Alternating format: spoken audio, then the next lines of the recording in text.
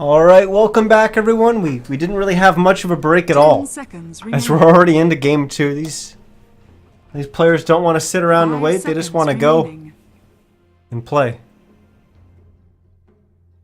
Reserve time. Well, we're gonna have Wheel maybe looking to go with a little bit of a different strategy this time around, as well, we were talking about it a little bit in the chat there.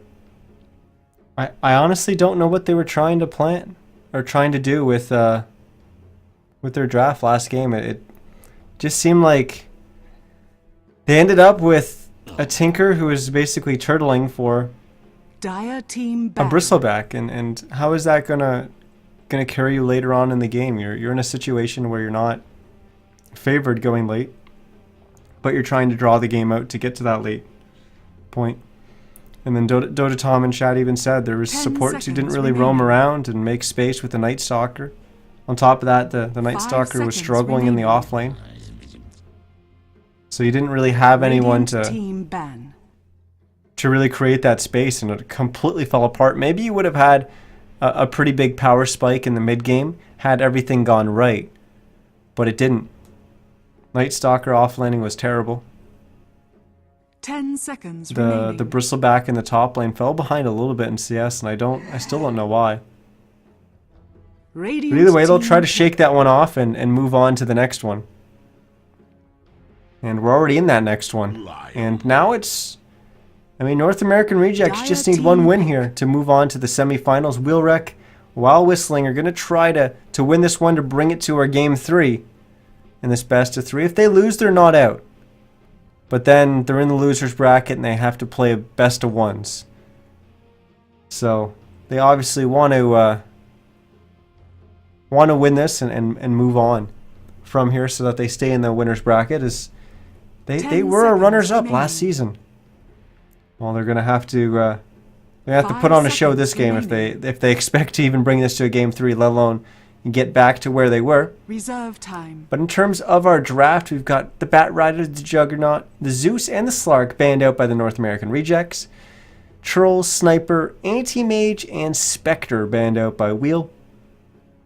Wisp and Queen of Pain were the picks for the North American Rejects. Axe, Lina, and Lion for Wheel. Well, Wheel going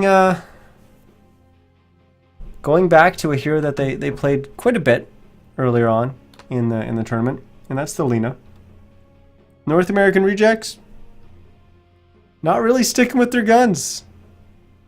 They're perfectly fine picking very, very different lineups, and we're seeing that here as they're gonna take that Wisp one more time, and this time they're gonna take the Night Stalker. Show them how it's done. Well, right now I think we're probably gonna be looking at a Queen of Pain in the mid lane, Wisp position 5, Night Stalker probably position 4. Not gonna see Night Stalker in the off lane. It's gonna be certainly rough this game going up against a Lion, maybe a Lion and a Lina. It's not gonna be a good lane for a Night Stalker. 10 seconds remaining. It certainly wasn't last game either. 5 seconds remaining. But as for Wheel, we've got most likely the Axe in the off lane. The Lion's going to be supporting Reserve in the safe lane. The Lina, we don't know yet. Could be a core, could be a support. Going up against Queen of Pain, it's not a bad matchup. Luna's going to be the pick, so we know Luna's going to be farming safe lane. Team pick. And she's certainly a hero that can handle her own. That should free up the likes of Lion and Lina, if indeed the Lina is support, to be able to roam around and potentially set something up. But there is the chance that they could park the Lina in the mid lane, lane it up against the Queen of Pain. Like I said, it's not a bad matchup at all. And then you've got a good amount of burst damage there 5 seconds for remaining. if you want to make one of those rotations with your Lion to drop the Queen of Pain. Time. Because Queen of Pain's a little bit of a difficult hero to kill early on. Blink's pretty damn good. And Lion has Hex. The instant disable coming out from that is obviously huge at being able to lock down a Queen of Pain before she's able to blink and let you set up those further stuns And certainly if Lion was able to open with a Hex, followed up by an Earth Spike, followed up by a Light Strike Ray from Lina, that's going to be quite a bit of damage. And then, of course, Dragon Slave and right clicks the entire time there. It's going to drop a Queen of Pain. Well, I already like Wheel's lineup so far. I feel like it makes a lot more sense than the draft last game. As for the North American rejects, 10 seconds. oh, check in chat. No one's DC'd. No, nothing's been said. They're going way deep into their reserve time. They're going to use up all their reserve time here, and they're going to pick the Templar Assassin. Radiant team ban. Huh. So TA mid, Queen of Pain off lane, maybe.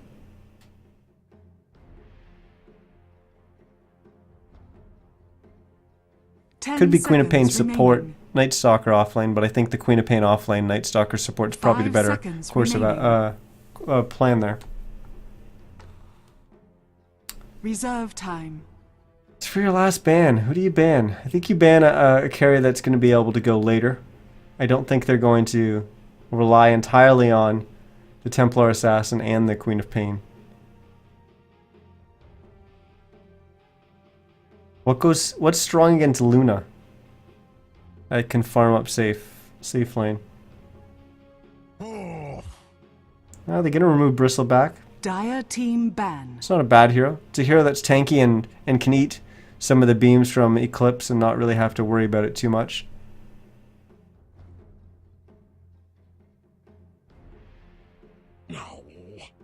The ban from North American Rejects is going to be the Disruptor. Radiant team pick.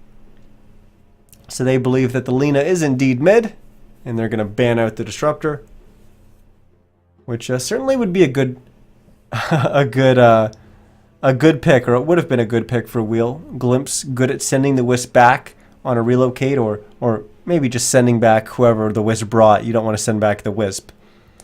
It's good lockdown for the Queen of Pain, using the Static Storm and even the Kinetic to trap her in there, so she can't even blink or run out of the Static Storm. It's good at also burning through refraction charges on the TA, and also silence hurts TA quite a bit if she's not able to get a refraction up. It's not bad at holding Night Stalker in place as well. Would have been a terrific pick for Wheel, but North American Rejects sniffed that one out and banned it out. Now Wheel will Razor. Ah, they're gonna go with the Razor. So this means that the Lina is not going to be mid. They may have had initial plans of that, but now they've decided, let's shift the Lina to the support role. We'll pick up Razor, put Razor mid against the Templar Assassin. We feel pretty comfortable with that matchup. We've got to still have a decent support duo with a lot of burst damage. You should be able to bring down a Queen of Pain pretty damn easy, or even a Night Stalker. You can never underestimate 5 seconds remaining. How squishy a Night Stalker is. He's scary when he's running at you and you're panicking. Interesting. So we're gonna have a Clockwork here. So that's an offlane Clockwork. Then what are they gonna put? Put TA in the mid lane, Queen of Pain safe lane? Why not? As well, I can actually look at who's playing what here. But we are going to have Korok on his TA. This is one of his signature heroes, so. Oh, Wheel. It's not going to be an easy one. It's not going to be an easy one. But you've got Relic in the mid lane. He's a very, very strong mid player. So I'm sure he'll be able to handle Korok. 10 seconds remaining. I know a certain person in this cast that is laned against Korok quite a bit. He's definitely beatable. Definitely beatable. All right. Bragging aside, let's introduce the teams and the players. As on the Radiant side, we've got Wheel. Prepare for battle. They're unfortunately down one game so far in this best of three, as they're going to look to take game 2 and push this to game 3. We got Derp. It's going to be playing their Lina. Relic. It's going to have a tough job in the mid lane on the Razor. Ike's Mike's going to be on the Axe this time. I haven't seen him play Axe in this tournament. Sleazel's going to be on the Luna. And Goody's going to be on the Lion. For our dire side, we've got the North American Rejects. So far undefeated in the tournament. 3-0 in the group stage. 1-0 so far in the qualifiers. Looking to keep that streak going. As Korok is going to be taking control of that Templar Assassin. Ush is going to be on the Queen of Pain. Chad is going to be on the Night Stalker. Fogged once again going to be on that Wisp. He did a great job last game. And MSS is going to be on the Clockwork. Remember, in our first game in the draft, first 2 bans, Wheel banned out the Clockwork. So obviously they're scared of the MSS Clockwork, but he's got it this time around. So we'll try and keep our eyes on MSS. Well, some of the lanes have been scouted out here, as they initially were putting MSS up into the top lane. They were thinking maybe aggro, real potential with, of course, the Luna. But scouting out their opponents, saying, oh, nope, they're not going aggro. Throw a Clockwork in the bottom lane. Wow. Okay, looks like Ike's Mike's just going to abandon the lane right from the get-go. This bottom lane is going to be the Luna with the Lion and the Lena. This is... I've had to cast this lane once before. I gotta tell you, it's tough. It is tough saying all 3 of these heroes' names. But they're going to be going up against the Clockwork. Mid lane, we're going to have the Razor going up against the Queen of Pain. And Ike's Mike, he has no idea where he's going. He was in the bottom lane blocking. He was in the jungle. Just ran past mid. I think he's maybe just a little bit lost, making his way up to the top lane. Nope, took a wrong turn again. We'll find out where he's going eventually. But in the top lane, it's going to be Korok on that TA with the Night Stalker. And where's Fogged? He's all the way over here. He's going to be there on the Wisp. What hell has paid you, Lion? MSS taking a little bit of damage in the bottom lane, but he'll be okay. Now we got those Shadow Strikes coming out from the Queen of Pain. Harassing Relic up.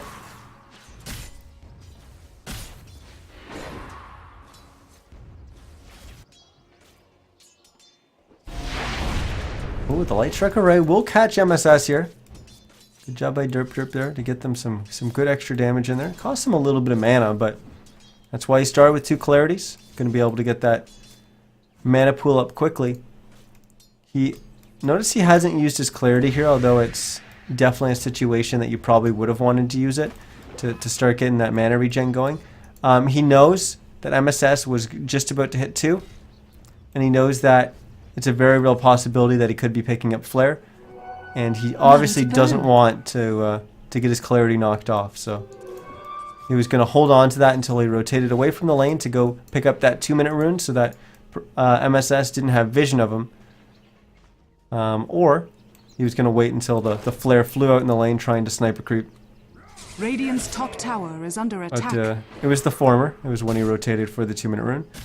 But Chad rotated for a rune as well, and he got the top one. And it's Invis. So now he's on the hunt. He's going to come down here.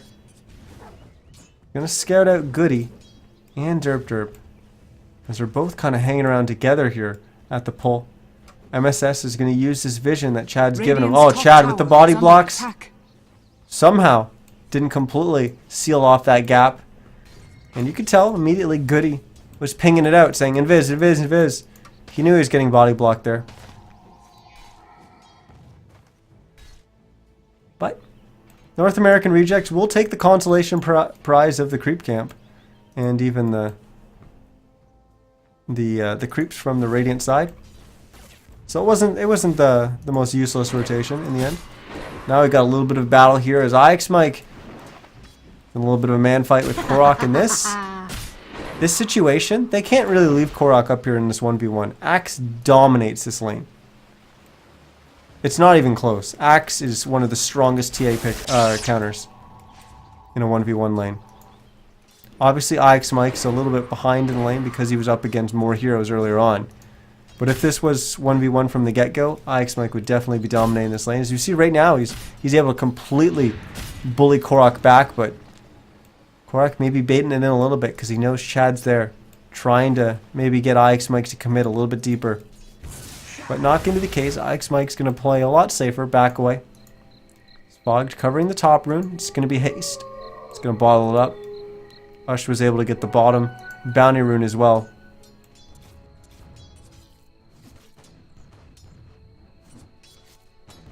We saw last game North American Rejects take control of the map early on. And we're already seeing a little bit of that. As 4 minutes into the game, they've managed to secure both runes. Too bad. How's this mid lane going? Well, it's pretty close. 18-7 on the Queen of Pain, 15-5 on the Razor. It's not bad. Top farmer is going to be the TA in the top lane at 32-9. And Sleazel, 26-8 right now. He's going to get a little bit of CS here, so that wasn't really fair. It's a little bit skewed in favor of Korok with that stat, I guess. But still a little bit of a gap there. Considering the amount of pressure that IX Mike was able to apply there for maybe those 2 creep waves. Korok doing more than a good job. Radiant's top tower is under attack. I'm eager to see what MSS is able to accomplish with a little bit of levels here. He's sitting at level 3.5. And certainly we expect IX Mike to be higher level as he's already past level 5. Too bad. Now we're going to see initiation here on the mid lane as Goody. He's going to lead with the Hex followed by the stun. IX Mike's going to go in as well. I don't think they expected to be going into 3, but we are going to see our first blood as Chad's going to go down. Derp's the one with the kill. Scorcher. I do not think that they were thinking that they were going to be engaging into 3 there, but they did have superior numbers. They had 4, and they were able to get that first blood. So already off to a little bit of a better start than they started last game, as I believe it was. Well, it was IX Mike in the offlane who got first blooded.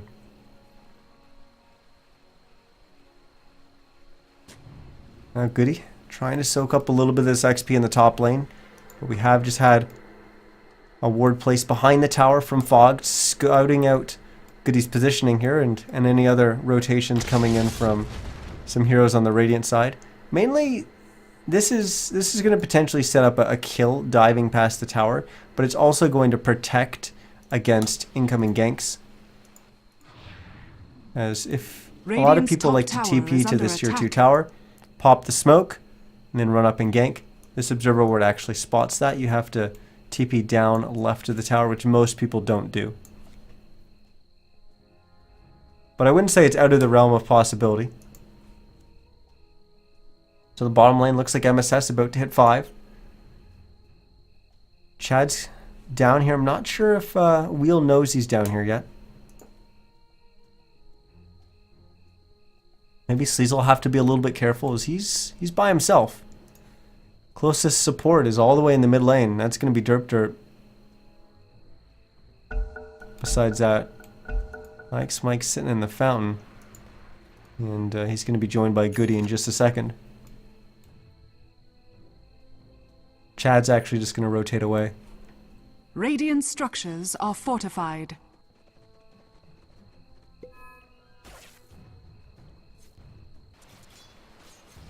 And now Ush actually moving up here to the top lane. And he's not hiding it. They're just definitely gathering for this tier 1 push. Radiant's top tower And this is under observer attack. ward obviously helps reinforce that as well, as you know all the movements, everything that's going on behind the tower. Radiant's top They saw tower Goody has rotate fallen. away. They saw basically no one be there, so they knew that top tier 1 was very, very vulnerable, and they took it. The only downside to this is now the lane's going to be a little bit more accessible for someone like Goody to farm in the top lane. Radiant's top tower is under You always attack. got to be a little bit wary of the Templar Assassin. We don't see a Blink Dagger coming out, at least yet. It's going to be the Mask of Madness. But still, if that TA is able to get on you as a support, you're not going to be in good shape. We've seen a ton of stacking of the Ancients coming out from the North American Rejects.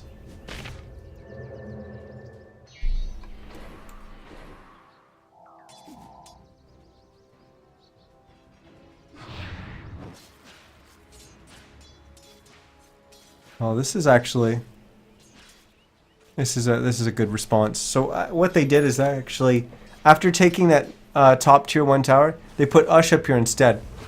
Radiant's top tower Similar is under to the attack. TA getting the Blink Dagger, being able to jump on those supports, close the gap, because they know a support's going to be up here. They know it's most likely going to be the line.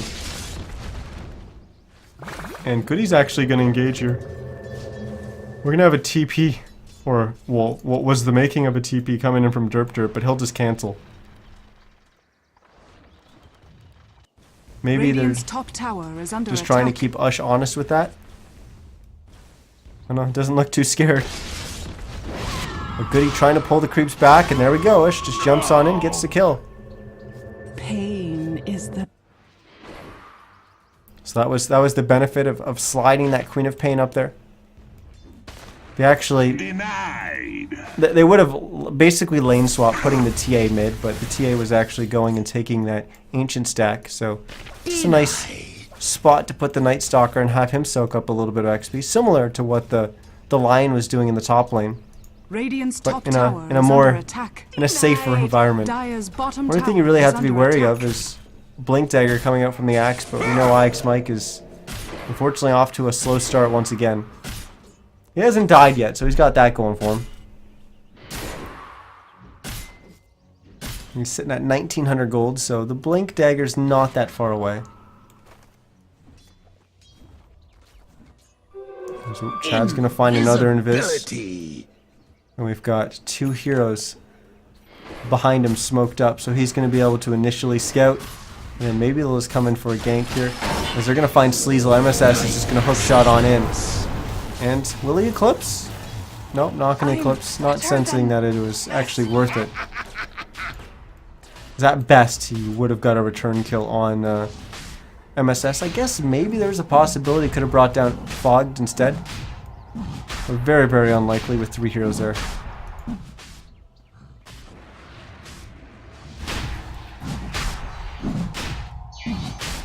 Well, on the back of that, North American Rejects will take Roche. We saw them take Roche pretty much as soon as they could, every single time it was up last game. A little bit biased because they had an Ursa.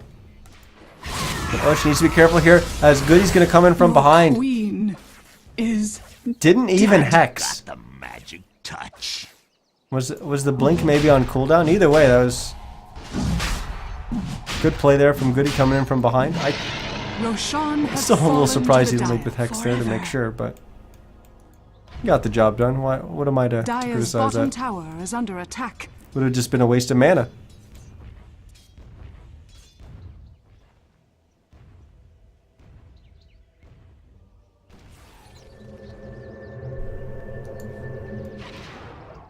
Drip getting TP all the way back to the fountain. He was running really low on mana here. Also going to pick up a set of Observer Rewards. Problem I see with this is he hasn't really made much progress towards a Yule Scepter. IX Mike does have his Blink Dagger though, so they can get something set up. They don't have the Finger, because of course we just saw it get used.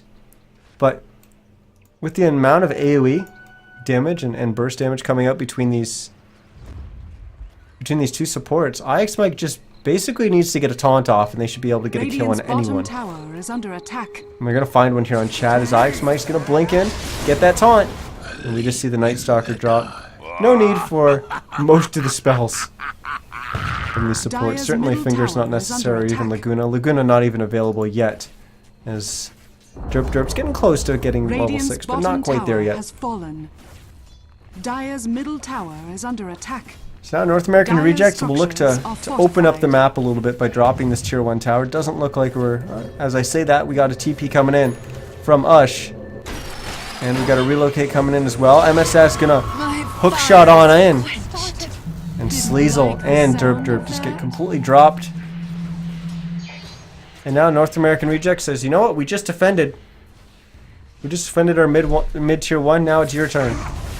Try and stop us from pushing. Looks like Relic did a decent job there with the Static Storm. Radiant's middle tower Whatever it's is called. under attack. Plasma Field.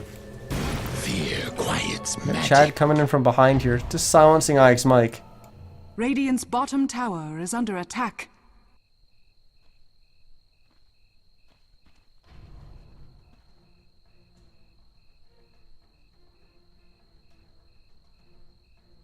Chad not.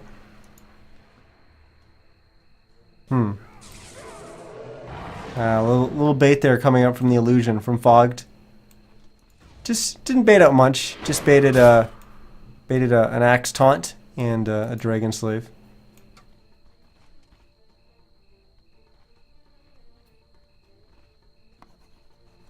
Now look at all these heroes on a wheel trying to make a rotation down here. They know there's heroes down there, but they're rotating right over an observer ward.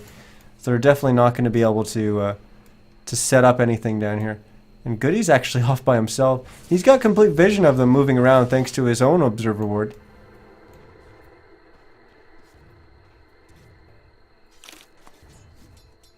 But yeah, now he's going to back away. And once again, we see the North American rejects taking the runes.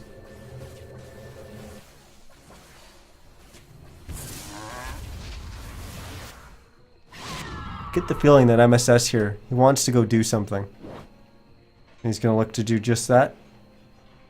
He's going to head into the wheel jungle, not spot anything, head back out. He's going to be completely by himself there if he did. Fortunately, we're going to get a pause. Actually, judging by MSS's movement there, maybe he DC'd. It's possible.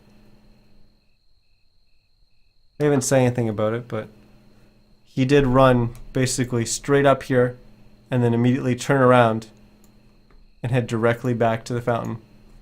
He needs a minute. Okay, maybe not. Just rotating back away.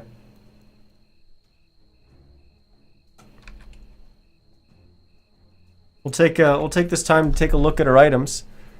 As we got derp. Sitting on 150 gold, just doing your typical support stuff. Blink Dagger and Tranquils on the axe. Relic. Going for a Hand of Midas on the Razor. Sleazel's got a Helm of the Dominator, 544 gold. Goody almost has a mech finished. Man, Goody is able to find the farm. Incredible. Ush. It's got the makings of an Orchid, but also haste bottled up. Could play a factor. Bogged on the Wisp doesn't have much. I just got his bottle. What's Chad doing? Earn, treads, 650 gold.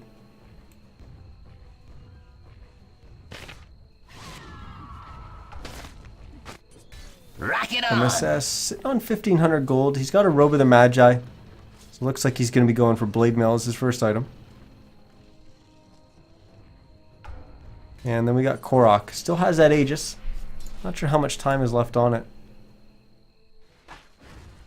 But he's also got a Mask of Madness and a Yasha to go with it. 2200 gold on hand as well. Is that just going to be an ultimate orb to build toward his Manta?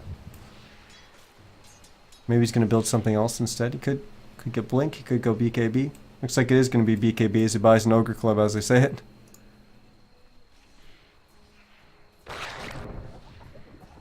Goody sucking him off, taking as much mana as he can from him. You know what? The mana pool is actually quite important on a hero like TA. If you don't have the mana to get those refraction charges up, you are a lot squishier. You also don't really have that much damage output. Certainly if you don't have enough mana to be using Meld, then you really are going to be lacking some damage output.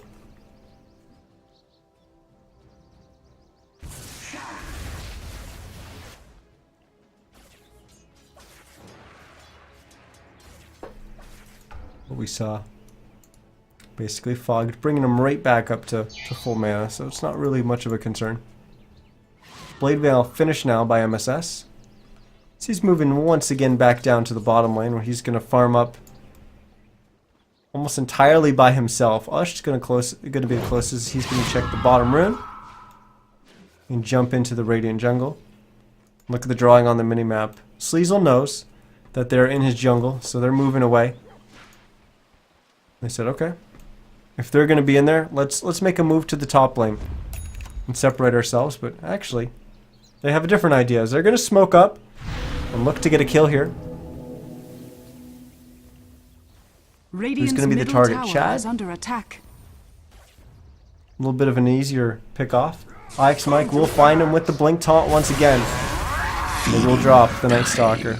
Dire's middle But really, tower is under you'd attack. like to see them Radiant's bottom tower find is a under kill on a attack. more valuable target. Dire's structures are fortified. Kill's a kill, though. Will MSS be able to get the deny here? Nope.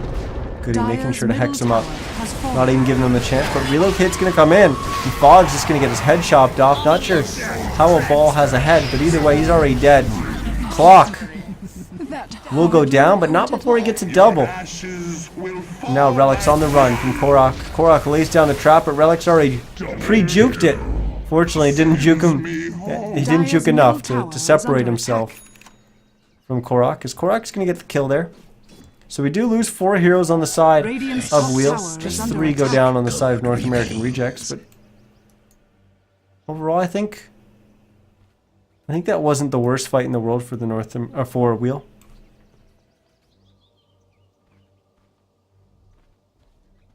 It certainly could have gone much better when you consider they started it by getting a kill on Chad. Radiant's middle tower is under attack. Radiant structures are Korok fortified. once again farming these ancients. Sleazel's going to look to do the same as he's been stacking them up with his own little creep. But the North American Rejects, they know what's up. Obviously, when you see a Helm of the Dominator on a Luna, you know that that's a very real possibility that she's going to look to stack the ancient camps with it. I actually missed the last stack there, but Boom, there it goes.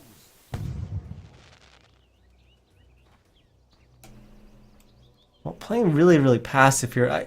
Not because they want to. They want to look for kills, and they may find one here with a blink taunt on Ush.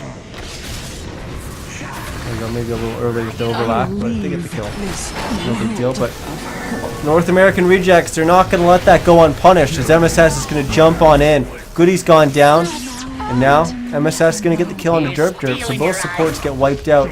Fortunately, it does cost them 2 cores, as MSS and Korok both go down there. You have to keep in mind, Ush went down to start it all off, so all 3 cores on the side of North American Rejects are dead right now. Just the 2 supports for Wheel, and Wheel will gladly take that trade. It's like it's going to be a hand of Midas for Chad. Is under attack. North American Rejects, liking the Midases. Oh, actually, it was a Midas on Relic. That's where the other Midas was. Dire's top tower is under attack. It's like we almost have an Egg Scepter coming up from the Relic as well. 4 staff on Onyx. Mike just gets finished as well. Korok's going to look to finish an S and Y. He's almost done that. Just needs the recipe. Dire's bottom tower is under Drip Drip attack. will actually walk right past Fogged here. Drops a sentry. Oh, he's in Viz right now, that's why. So Fogged actually really fortunate that he wasn't close enough. Can they see Fog there? That was so close. Yeah, they did. This just barely sees him as they walk by. Now he's going to drop the Observer Ward, but wrong place, wrong time. As he's just going to get dropped immediately. Feed the flames. He tried to TP away. He realized he was in a bad spot. I think he was afraid to move. He found himself in that little packet of trees and he said, okay, I'm just not going to move here. They haven't seen me. Little do they know that they did.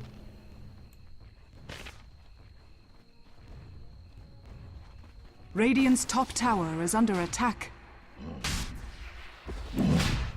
North American Rejects will look to go for Roche here, but Wheel is not going to let that happen, especially with all their heroes down there in the bottom lane.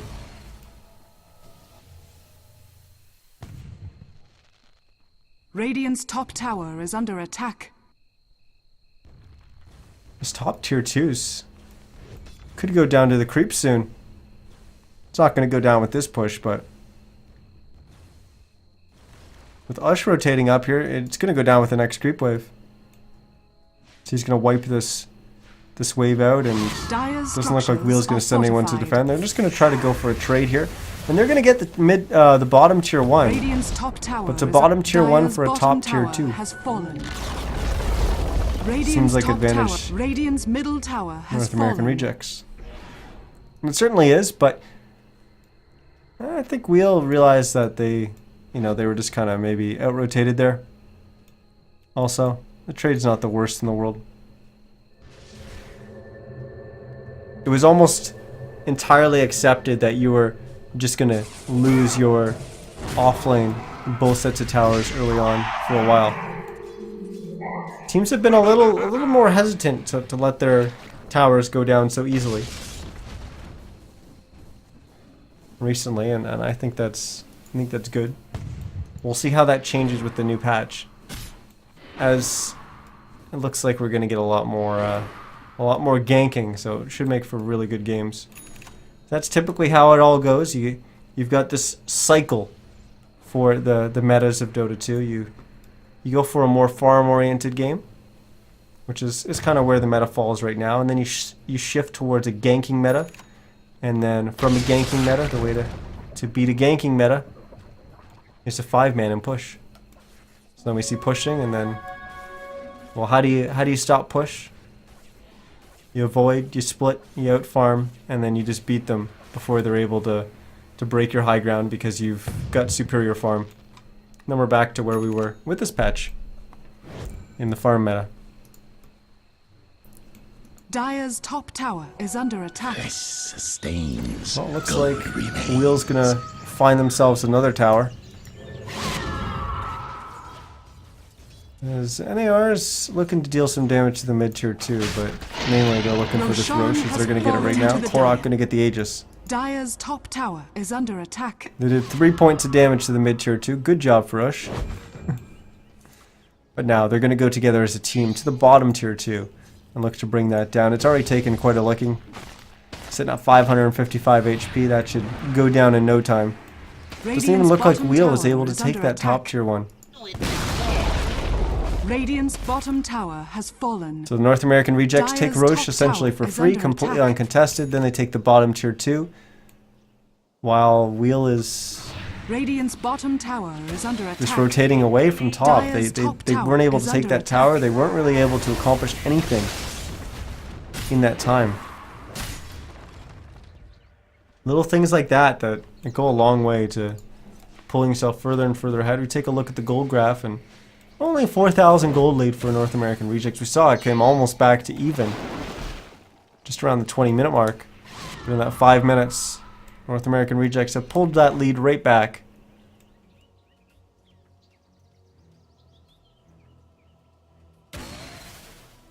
Yeah. What do we got for items? Anything big coming out? We got the plate mail on relics, so AC soonish. Sleazel's gone BKB Manta on the Luna. And it's up. MSS is gonna find Relic and jump on him here. Yes, he's gonna trap him in the cogs. Relocate comes in from Fogged, and that's your grave. another kill going the way of the North American Rejects. They're still actually behind 1 kill in this game, 12-11. We're starting to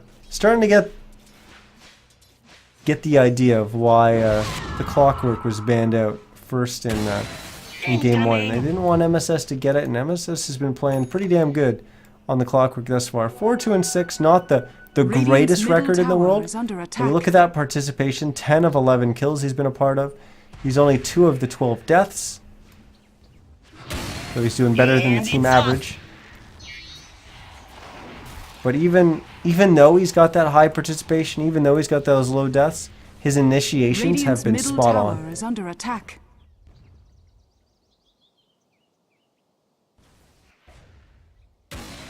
Homing in. Will North American Rejects stick around for this tier 2? Radiant's middle tower is Maybe. under attack. They have to be wary of a hook shot coming from this high ground. Radiant's middle tower has fallen. They won't even put themselves anywhere near that tier 2 tower Dire's to attempt bottom to deny tower is under or attack. risk that initiation from the Clockwork from the high ground, as you know it's going to be coming in from there.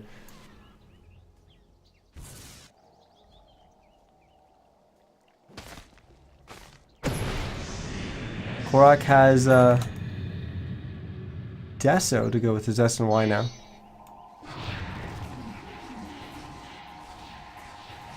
Always like Deso as an item. Minus armor is so good. I liked everything about it in Dota 1. Everything. I like the way it looked. I like the sound it made when you attack someone with it. Awesome. I love the icon for it in Dota 1. Not the biggest fan of it in Dota 2, but it's not that Triple fire.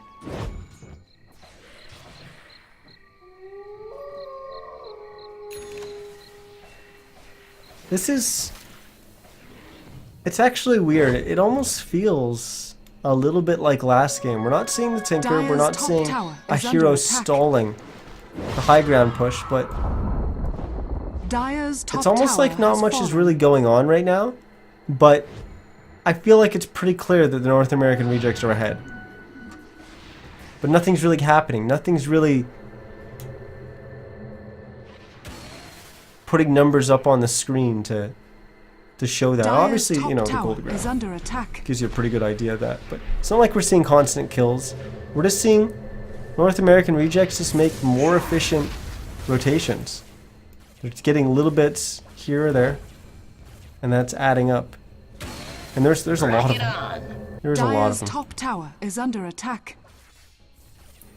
So we've got a smoke here from 4 heroes on the side of wheel. Sleazel's actually going to break it and start attacking the creeps, as he desperately needs the farm. And once again, they're going to find Chad. As the light will blink on and get the taunt. Derp even throwing out the Laguna there. But Ix Mike actually getting the kill with not the chop. Just with a spin, I guess. Maybe a right click. Relic has picked up his Hyperstone. So getting pretty close to finishing that AC. Just about 500 or so away from finishing it. So he's going to need the recipe and the chainmail.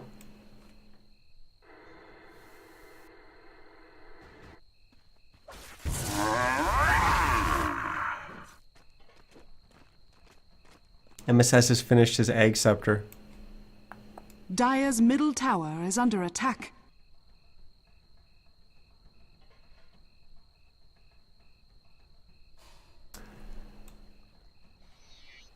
Well, when I looked at these drafts coming out of the draft, I thought, you know what, this one's not going to be bad. This one's going to be probably a lot of moving around, a lot of ganking, a lot of pickoffs. But right now, I've seen 23 kills in 30.5 minutes. Hasn't been that many. Like I said, it's pretty clear. North American Rejects still just being more efficient with the map, constantly pulling out ahead. And that's really weird to see at this level of play, because it's certainly not that they're just better farmers. It's a result of map control. And you take a look at how desperate Wheel is to get it back. You take a look at the mini-map and the number of sentries that they keep devoting to finding wards. But we've got initiation here as Fogged is going to get blown up, but so is Ix Mike. Sleazel's got the Eclipse popped. He's trying to run for his life, not going to be able to get away. But we might get a return kill from Relic here onto Korok, but Korok just goes into the meld, and Relic has no way of seeing him. Goody's going to go down as well, as Ush is cleaning up the supports in the background. And Relic's going to go down as well. We got a 5-man wipe. We're going to get a buyback from Derp. We do have a buyback available on the Axe and the Luna as well. North American Rejects will look to push up here on the high ground. Korok sitting on very low HP. Doesn't have Aegis. Does have BKB though.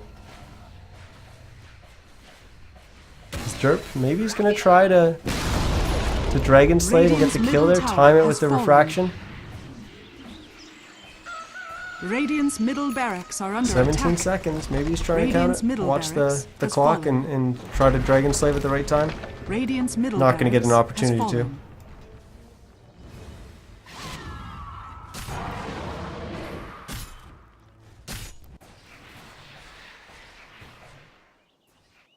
with that push, we lose our first set of racks.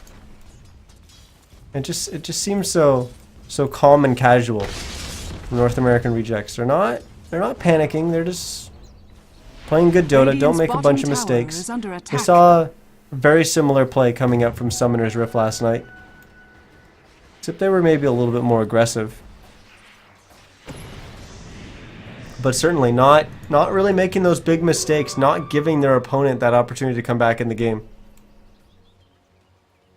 And it's unfortunate that games like this is kind of what 6.83 has kind of become, as this more stalematy thing where you can expect a game to go long. I don't think we're going to expect this game to go much longer, as well North American Rejects have found space to create a lead. It's fogged once again. I swear you can't tell when this hero is invis. But obviously when he's in the middle of a bunch of raiding heroes and they're not attacking him, you gotta know something's up.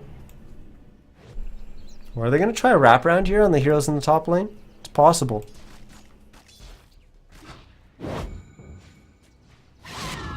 Not looking like it though. Ush, gonna head to the bottom lane, push that out. He's got a Lincoln's, by the way. I didn't point that out.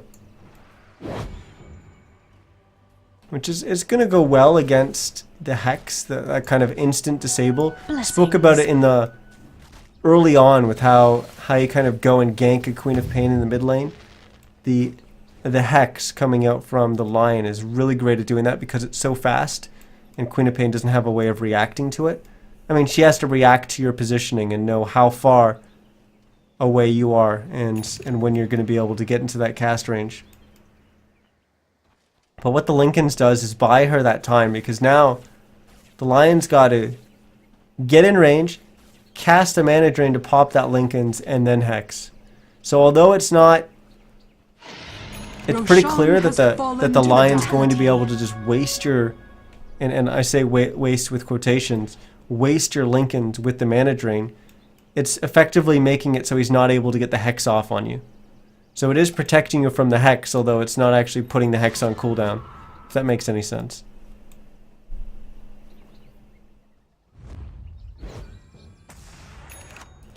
We had Roche go down again. Looks like the cheese is going to be on the Queen of Pain this time around. Push. Putting pressure on the bottom lane. The Aegis is on Korok, by the way. He's also picked up a butterfly.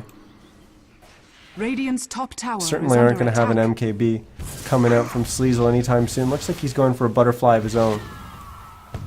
Tier 3 going to go down the top lane. Radiant's top tower As has they're fallen. splitting here. Ush in the bottom lane, still putting pressure down there. IX Mike maybe looking for a taunt. No, I think he would have jumped earlier. That's what he was after. Well, Goody getting hit with those balls, and Korok's going to commit to this fight, popping his BKB. Chad's going to try to run in, not really going to be able to do much, but doesn't really need to do much as Korok's getting kills without him. MSS jumps in, gets them a kill on Relic as well. Relic immediately buying back in the game. And this is looking a little bit like the end here, as we're going to have as many buybacks as we can coming up from Wheel, trying to keep themselves in the game.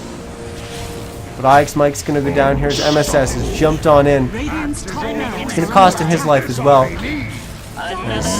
We're going to have a rampage. There it is. Korok going ham. He's going to get the rampage. And maybe he's going to get another. No. Ush gets the kill there. There we go. GG is going to get called. As North American Rejects Radiant's top barracks are under attack. pretty much cruise to a win in this best of 3. Dire victory. No advance to our next round. Whereas Wheel will get bumped down to the losers bracket. And they're going to have to play some best of ones to climb their way back to the finals and hope to repeat what they did last season, which is finish second overall. They lost to Summoner's Rift in the finals. We already know that Summoner's Rift have advanced out of, well, of course they won their quarterfinal as well.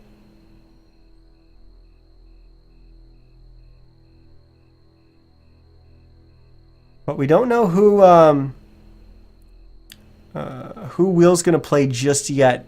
They're going to play the loser of our match tomorrow, which is going to be between Not Today and Leviathan. Going to be starting a little bit later, so starting at 8:30 Eastern tomorrow for our third quarterfinal. And then our fourth will, of course, be featuring Top 5 and Boreal on the following day. But then we're also going to have that match with Wheel and the loser of tomorrow's match. So we're going to have 3, maybe 4 games 2 days from now. But tomorrow it's just going to be a best of 3. And once again, we're going to be starting at 8:30. So definitely come by and check that out. Hopefully we'll have a little bit more exciting games, as tonight was a little bit of a snoozer. But North American Rejects, like I said, they cruise to a victory, showing that they've got the stuff to go deep in this tournament, and it's going to potentially lead to a really good match between them and Summoner's Rift, wherever they're going to clash in the tournament. Haven't actually looked ahead to see where the winners are going to clash. But we'll get to that in a second, and, well, it looks like it's probably going to be on a different patch as well, so that should make it exciting. But that's going to wrap it up for me tonight, guys. Hopefully you did enjoy the cast. If you did, hit all those follow buttons. Find me on all the social medias. NizCast, look them up. Probably going to find a Facebook as well. Don't use Facebook. Don't follow me there.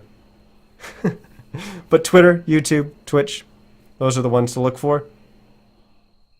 But yeah, I guess I'll see you guys again tomorrow night. We've got I've got some more patch notes to be reading up on and studying, so I'm prepared for the first match that we have to cast on those. We'll see y'all tomorrow. Have a good night, everyone.